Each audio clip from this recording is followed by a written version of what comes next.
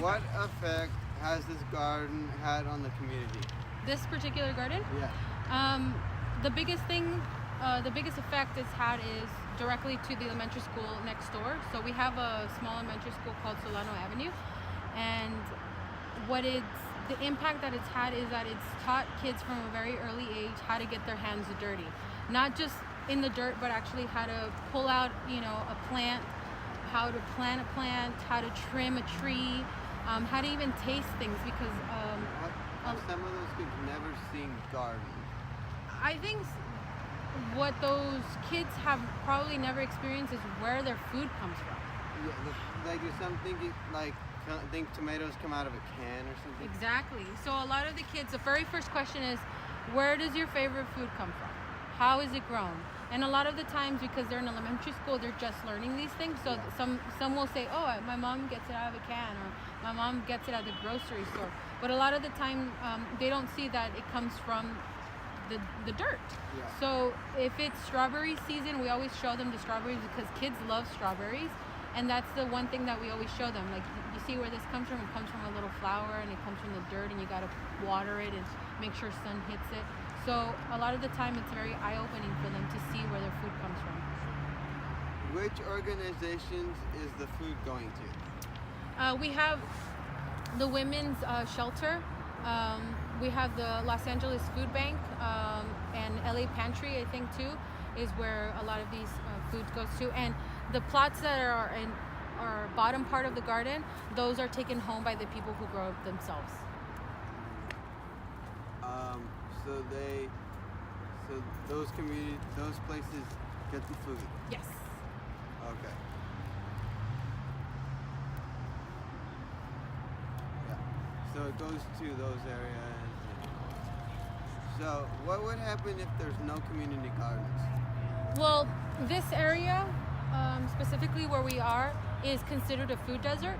So this community garden is eliminating that from where we are, because we're providing a space where people can come and grow their own food, or even just come and see how food is grown. So if there wasn't a community garden, I think a lot of people would struggle to figure out how to be outdoors, how to give back to their community, and just to see where food comes from and how it's grown.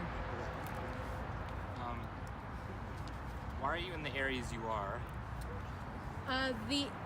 Well, we've been fortunate to be in areas that are really associated with food deserts.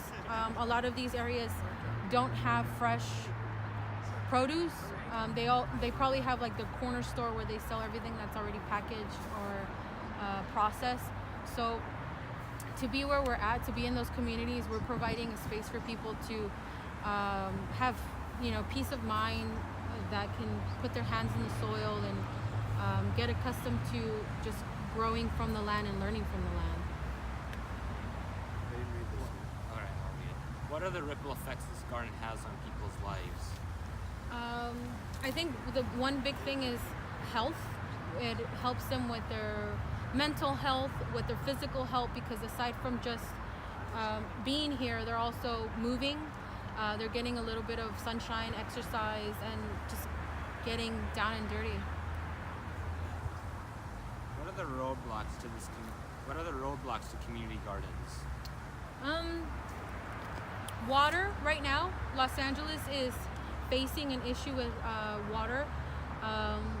By the year 2020, water rates will increase almost 300%.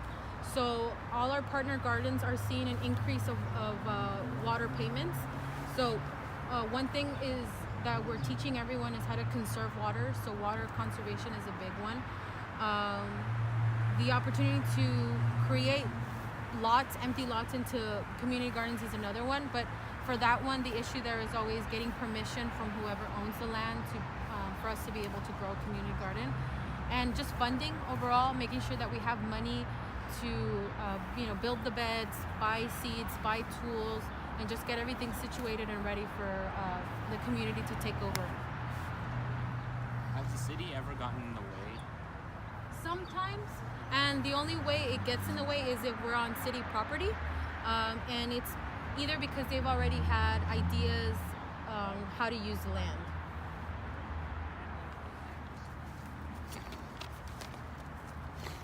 What new gardens is the LACGC planning to open?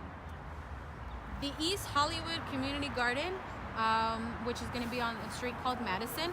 That is a new community garden that we're opening up. It's going to have about 30 family plots, and the first half of that space is going to be just a park with a playground for kids, and then it's going to be our offices, which is going to be our permanent site, and then the back part is going to be the community garden. So that's one brand new community garden, and we are consistently partnering up with existing gardens.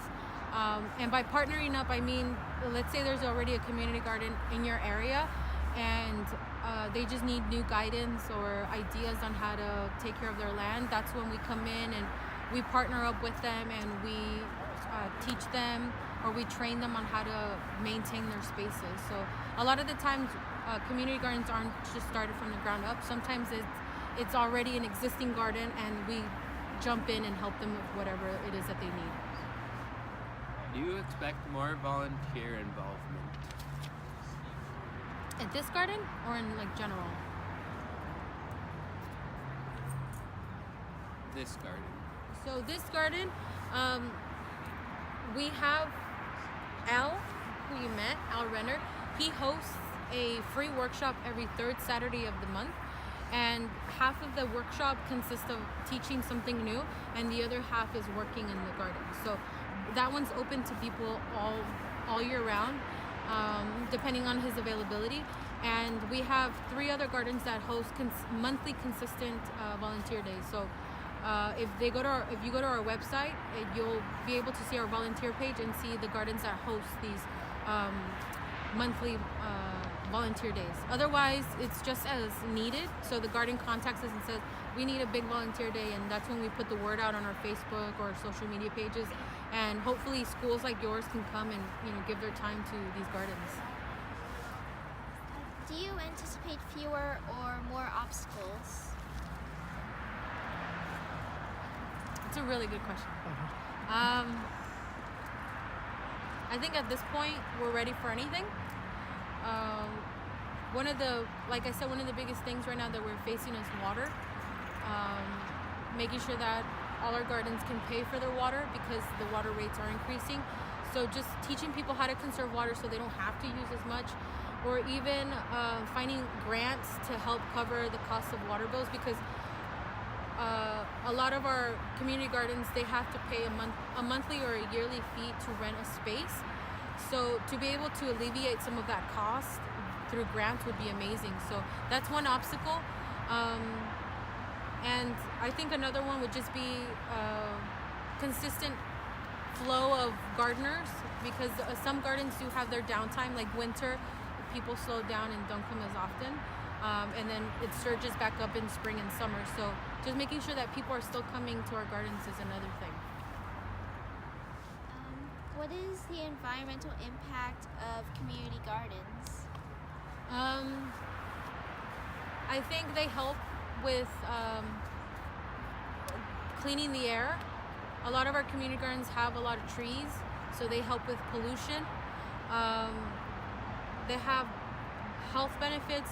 They encourage people to eat healthier because of what you're growing is benefiting your family and your health. So I think a lot of the time people grow what they know and they eat what they know, so their health, there's improvement. How do you see your organization expanding or changing? If we were to get more funding, I think it would be great to have more staff, and the staff would help with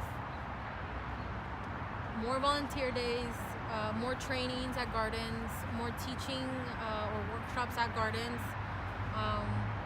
Every year we host a gathering of community gardens event where we invite members of all the community gardens in LA County to come by, and we host free workshops.